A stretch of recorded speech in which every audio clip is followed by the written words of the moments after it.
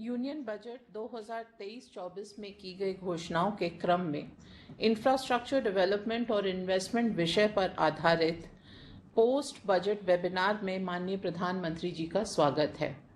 Post budget webinar की अवधारणा जनभागीदारी के आइडिया के साथ वर्ष 2021 में प्रारंभ की गई थी, ताकि नीतियों के कार्यान्वयन के लिए सामूहिक प्रयासों की भूमिका पर जोर दिया जा सके। केंद्रीय बजट 2023-24 की घोषणा सप्तऋषि के मार्गदर्शी सिद्धांतों पर है, जो राष्ट्र के विकास का मार्गदर्शन करने के लिए एक दूसरे के पूरक हैं। आज का webinar ministry of road transport and highways के द्वारा होस्ट किया जा रहा है तथा DPIIT इसमें को-होस्ट हैं। इस वेबिनार में इंफ्रास्ट्रक्चर डेवलपमेंट में निवेश को बढ़ावा देने और लॉजिस्टिक्स एफिशिएंसी को इम्प्रूव करने पर आज फोकस किया जा रहा है। इस पोस्ट बजट वेबिनार का उद्देश्य सभी स्टेक होल्डर्स और आम आदमी को बजट घोषणाओं के बारे में जागरूक करना, स्टेक होल्डर्स की प्राथमिकताओं पर विचार करते हुए बजट घोषणाओं को लागू करने के लिए एक सफल और एफिशिएंट रोड मैप को तैयार किया जाना है। इस वेबिनार में आज अवसंरचना और आर्थिक मंत्रालयों, विभागों, राज्यों, केंद्र शासित प्रदेशों और industry associations, manufacturers, policy makers, subject specialist और एकेडमिशियंस को सम्मिलित किया गया है। आज हम केंद्रीय बजट 2023-24 के जो मुख्य घोषणाएं हैं, जैसे कि अवसंरचना में निजी निवेश के अवसरों को बढ़ाना, लॉजिस्टिक्स एफिशिएंसी हासिल करना, क्षेत्रीय कनेक्टिविटी और सामंजस्यपूर्ण master list of harmonised projects को तैयार करना है। वेबिनार के प्रथम सत्र में प्रधानमंत्री जी के मार्गदर्शन उपरांत सबसे पहले इंफ्रास्ट्रक्चर और निवेश पर बजट प्रावधानों के संक्षिप्त विवरण और अपेक्षित परिणामों पर चर्चा की जाएगी। तदुपरांत हमारे 3 इंडस्ट्री रिप्रेजेंटेटिव्स इस इनॉग्रल सत्र में हम लोगों को बजट के बारे में संबोधित करेंगे। तदुपरांत 3 ब्रेकआउट सेशंस होंगे। ये 3 ब्रेकआउट सेशंस निम्नानुसार हैं।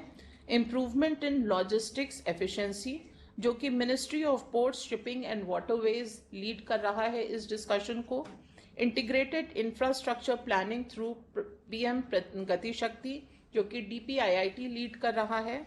Infrastructure development and investment opportunities, ministry of road transport and highways lead कर रहा है। इन तीनों सेशंस में जो संबंधित स्टेक होल्डर्स हैं वो अपने अपने सेशन में भाग लेंगे। करीब 3 घंटे की चर्चा की जाएगी और इस चर्चा में जो भी सार निकल कर आता है उसका प्रस्तुतिकरण जो प्लेनरी सेशन होगा उसमें किया जाएगा। राष्ट्र के निर्माण हेतु प्राथमिकताएं और बजट 2023-24 के कार्यान्वयन हेतु मार्गदर्शन प्रदान करने के लिए मैं अब माननीय प्रधानमंत्री जी को सादर आमंत्रित करती हूं।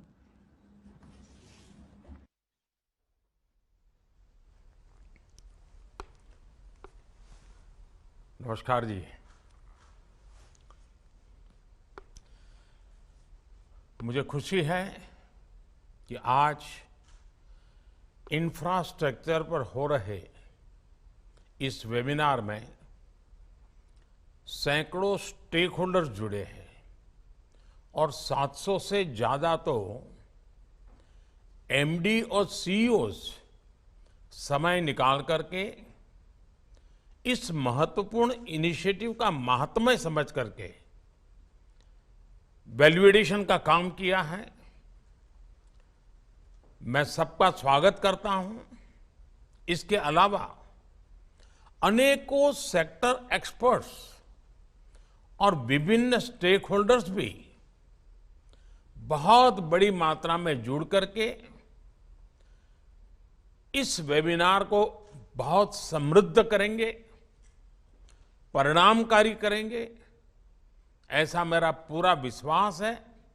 मैं फिर एक बार आप सभी का समय निकालने के लिए बहुत आभारी हूं और हृदय से आपका स्वागत करता हूं। इस वर्ष का बजट इंफ्रास्ट्रक्चर सेक्टर की ग्रोथ को नई एनर्जी देने वाला है। दुनिया के बड़े बड़े एक्सपर्ट्स और कई प्रतिष्ठित मीडिया हाउसेस ने भारत के बजट और उसके स्ट्रेटेजिक डिसीजंस की भूरी भूरी प्रशंसा की है। अब हमारा कैपेक्स साल 2013-14 की तुलना में, यानी मेरे आने से पहले जो स्थिति थी उसकी तुलना में 14 गुना अधिक, 5 गुना अधिक हो गया है। 5 गुना अधिक हो गया है। नेशनल इंफ्रास्ट्रक्चर पाइपलाइन के तहत सरकार आने वाले समय में 110 लाख करोड़ रुपए इन्वेस्ट करने का लक्ष्य लेकर चल रही है। ऐसे में प्रत्येक स्टेक होल्डर के लिए ये नए दायित्व का, नई संभावनाओं का और साहसपूर्ण निर्णय का समय है। साथियों, किसी भी देश के विकास में, स्थायी विकास में, उज्जवल भविष्य के को ध्यान में रखते हुए विकास में इंफ्रास्ट्रक्चर का महत्व हमेशा से ही रहा है। जो लोग इंफ्रास्ट्रक्चर से जुड़ी हिस्ट्री का अध्ययन करते हैं वो इसे भली भांति जानता है। जैसे हमारे यहां करीब 2500 साल पहले चंद्रगुप्त मौर्य ने उत्तरा पथ का निर्माण किया गया था। इस मार्ग ने सेंट्रल एशिया और भारतीय उपमहाद्वीप के बीच व्यापार कारोबार को बढ़ाने में बहुत मदद की। बाद में सम्राट अशोक ने भी इस मार्ग पर अनेक विकास कार्य करवाए। 16वीं शताब्दी में शेरशाह सूरी ने भी इस मार्ग का महत्व समझा और इसमें नए सिरे से विकास कार्यों को पूरा कराया। जब ब्रिटिशर्स आए तो उन्होंने इस रूट को और अपग्रेड किया और फिर ये जीटी रोड कहलाई। यानी देश के विकास के लिए हाईवे के विकास की अवधारणा हजारों वर्ष पुरानी है। इसी तरह हम देखते हैं आजकल रिवर फ्रंट्स और वाटरवेज की इतनी चर्चा हो रही है। इसी संदर्भ में हम बनारस के घाटों को अगर देखें तो वो भी एक तरह से हजारों वर्ष पहले बने रिवर फ्रंट ही तो है। कोलकाता से सीधी वाटर कनेक्टिविटी की वजह से कितनी ही सदियों से बनारस व्यापार कारोबार का भी केंद्र रहा था। एक और दिलचस्प उदाहरण तमिलनाडु के तंजावर में कलैणी डैम है। एक कलैणी डैम चोल साम्राज्य के दौरान बना था। ये डैम करीब करीब 2000 साल पुराना है और दुनिया के लोग ये जानकर हैरान रह जाएंगे कि ये डैम आज भी ऑपरेशनल है। 2000 साल पहले बना ये डैम आज भी इस क्षेत्र में समृद्धि ला रहा है। आप कल्पना कर सकते हैं कि भारत की क्या विरासत रही है, क्या विशेषज्ञता रही है, क्या सामर्थ्य रहा है। दुर्भाग्य से आजादी के बाद आधुनिक इंफ्रास्ट्रक्चर पर उतना बल नहीं दिया गया जितना दिया जाना चाहिए था। हमारे यहां दशकों तक एक सोच हावी रही कि गरीबी एक मनोभाव है। Poverty is a virtue. इसी सोच की वजह से देश के इंफ्रास्ट्रक्चर पर इन्वेस्ट करने में पहले की सरकारों को दिक्कत होती थी। उनकी वोट बैंक की राजनीति के लिए अनुकूल नहीं होता था। हमारी सरकार ने ना सिर्फ इस सोच से देश को बाहर निकाला है, बल्कि वो आधुनिक इंफ्रास्ट्रक्चर पर रिकॉर्ड इन्वेस्ट भी कर रही है। साथियों, इस सोच और इन प्रयासों का जो नतीजा निकला है, वो भी आज देश देख रहा है।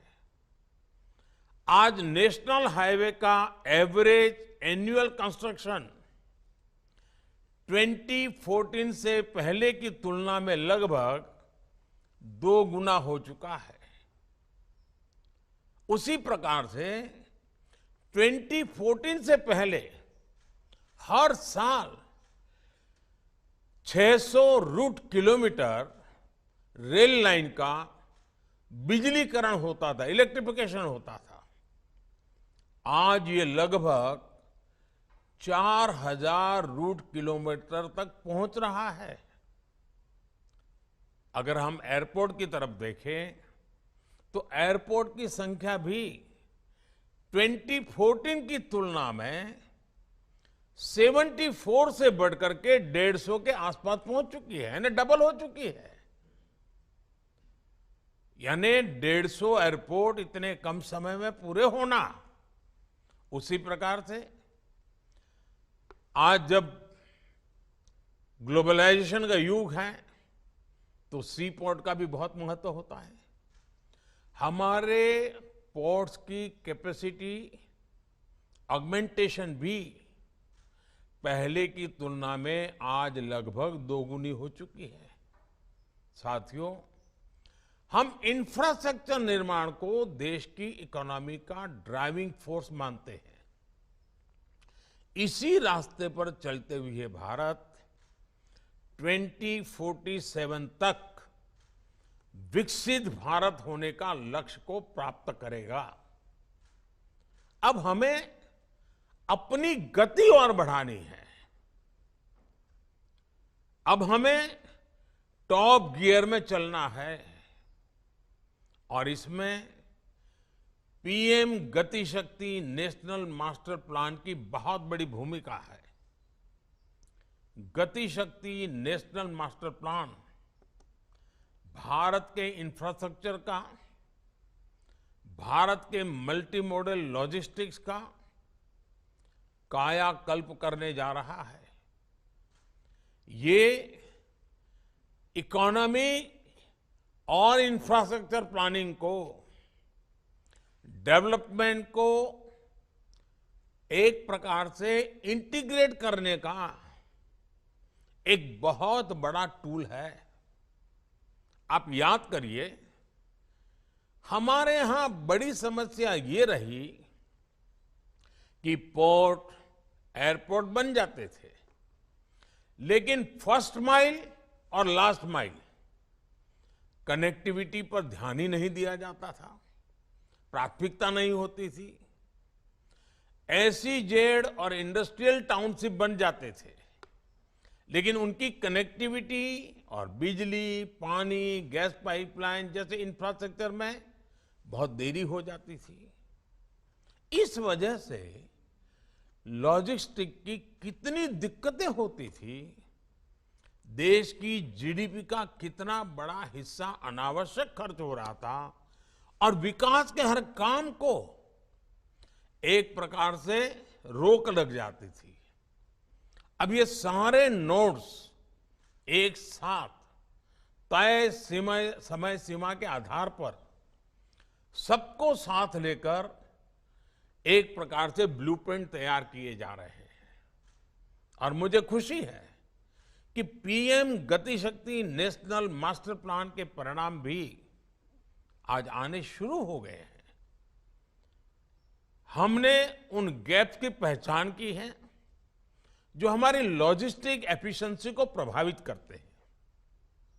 इसलिए इस वर्ष के बजट में 100 क्रिटिकल प्रोजेक्ट्स को प्राथमिकता दी गई है और उसके लिए 75,000 करोड़ रुपए का प्रावधान किया है। क्वालिटी और मल्टी मॉडल इंफ्रास्ट्रक्चर से हमारी लॉजिस्टिक कॉस्ट आने वाले दिनों में और कम होने वाली है। इसका भारत में बने सामान पर, हमारे प्रोडक्ट्स की कॉम्पिटेंसी पर बहुत ही पॉजिटिव असर पड़ना ही पड़ना है। लॉजिस्टिक्स सेक्टर के साथ साथ ईज ऑफ लिविंग और ईज ऑफ डूइंग बिजनेस में बहुत सुधार आएगा। ऐसे में प्राइवेट सेक्टर के पार्टिसिपेशन के लिए भी संभावनाएं लगातार बढ़ रही है। मैं प्राइवेट सेक्टर को इन प्रोजेक्ट्स में पार्टिसिपेट करने के लिए आमंत्रित करता हूं। साथियों, निश्चित तौर पर इसमें हमारे राज्यों की भी बहुत बड़ी भूमिका है। राज्य सरकारों के पास इसके लिए फंड की कमी ना हो, इस हेतु से 50 साल तक के इंटरेस्ट फ्री लोन को 1 वर्ष के लिए आगे बढ़ाया गया है। इसमें भी पिछले वर्ष के बजटरी एक्सपेंडिचर की तुलना में 30% की वृद्धि की गई है। मकसद यही है कि राज्य भी क्वालिटी इंफ्रास्ट्रक्चर को प्रमोट करे। साथियों, इस वेबिनार में आप सभी को मेरा आग्रह रहेगा कि एक और विषय पर भी अगर आप सोच सकते हैं तो जरूर सोचिए। आधुनिक इंफ्रास्ट्रक्चर के निर्माण के लिए विभिन्न तरह के मटेरियल का होना उतना ही जरूरी है। यानी ये हमारे मैन्युफैक्चरिंग इंडस्ट्री के लिए बहुत बड़ी संभावनाएं बनाता है। अगर ये सेक्टर अपनी जरूरतों का आकलन करके पहले से फोरकास्ट करे, इसका भी कोई मैकेनिज्म डेवलप हो, तो कंस्ट्रक्शन इंडस्ट्री को भी मटेरियल्स मोबिलाइज करने में उतनी ही आसानी होगी। हमें इंटीग्रेटेड अप्रोच की जरूरत है। सर्कुलर इकोनॉमी का हिस्सा भी हमें हमारे भावी निर्माण कार्यों के साथ जोड़ना होगा। वेस्ट में से बेस्ट का कंसेप्ट भी उसका हिस्सा बनना जरूरी है। और मैं समझता हूं इसमें पीएम गति शक्ति नेशनल मास्टर प्लान की भी बड़ी भूमिका है। साथियों, जब किसी स्थान पर इंफ्रास्ट्रक्चर डेवलप होता है तो वो अपने साथ विकास भी लेकर आता है। एक प्रकार से डेवलपमेंट की पूरी इकोसिस्टम साइमल्टेनियस अपने आप खड़ी होना शुरू हो जाती है। और मैं जरूर अपने पुराने दिनों को जब याद करता हूं, जब कच्छ में भूकंप आया तो स्वाभाविक है कि सरकार के सामने इतना बड़ा हादसा आए तो पहली क्या कल्पना रहती है? पहला ये रहता है, चलो भाई जल्दी से जल्दी काम इधर उधर करके पूरा करो और नॉर्मल लाइफ की ओर चलो। मेरे सामने 2 रास्ते थे। या तो उस क्षेत्र को सिर्फ और सिर्फ राहत और बचाव के कार्यों के बाद छोटी मोटी जो कि टूट फूट है उसको ठीक कर करके उन जिलों को उनके नसीब पर छोड़ दो, या फिर आपदा को अवसर में बदलूं, नई अप्रोच के साथ कच्छ को आधुनिक बनाने की दिशा में जो कुछ भी हादसा हुआ है, जो कुछ भी नुकसान हुआ है, लेकिन अब कुछ नया करूं, कुछ अच्छा करूं, कुछ बहुत बड़ा करूं। और साथियों, आपको खुशी होगी, मैंने राजनीतिक लाभ गैर लाभ न सोचा, तत्काल हल्का फुल्का काम करके निकल जाने का और भाई लूटने का काम नहीं किया। मैंने लंबी छलांग लगाई, मैंने दूसरा रास्ता चुना और कच्छ में विकास के लिए इंफ्रास्ट्रक्चर को अपने कार्यों का मुख्य आधार बनाया। तब गुजरात सरकार ने कच्छ के लिए राज्य की सबसे अच्छी सड़कें बनवाई, बहुत चौड़ी सड़कें बनवाई, बड़ी बड़ी पानी की टंकियां बनवाई, बिजली की व्यवस्था भी लंबे समय के लिए काम आए ऐसी करी। और तब मुझे मालूम है, बहुत लोग मुझे कहते थे, अरे इतने बड़े रोड बना रहे हो, 5 मिनट 10 मिनट में भी एक व्हीकल वहां आता नहीं है, क्या करोगे इसको बना करके, इतना खर्चा कर रहे हो, ऐसा मुझे कह रहे थे। कच्छ में तो यानी एक प्रकार से नेगेटिव ग्रोथ था, लोग वहां से छोड़ करके कच्छ छोड़ रहे थे, पिछले 50 साल से छोड़ रहे थे।